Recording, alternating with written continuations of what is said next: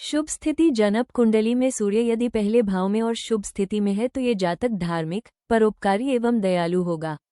ऐसा जातक हर प्रकार से सुखी संपन्न होता है और ऐश्वर्यपूर्ण जीवन जीता है। ऐसा जातक धार्मिक पूर्व परोपकार के कार्यों में विशेष रुचि लेता है और समाज के हित के लिए मंदिर, धर्मशाला एवं पाठशाला आदि का निर्माण करता है।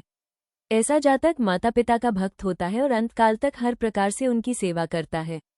यद्यपि उसकी अपनी संतान पितृभक्त नहीं होती, किंतु फिर भी ऐसा जातक वृद्धावस्था में कष्ट नहीं उठाता और हर प्रकार से सुखी रहता है।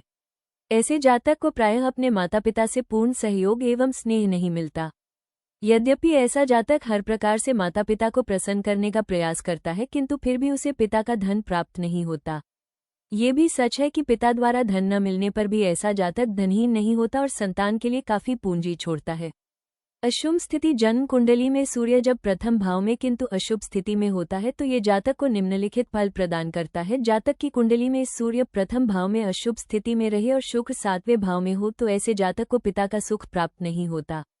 पिता की मध्यम बाल्यकाल में ही हो जाती है। ऐसे जातक की पत्नी का स्वास्थ्य भी उत्तम नहीं होता।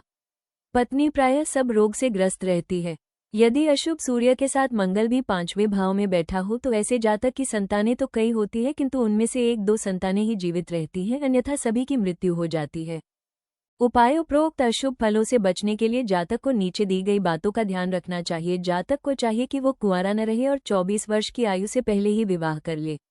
जातक को चाहिए कि यह किसी भी स्त्री के साथ दिवस काल में सहवास न करे।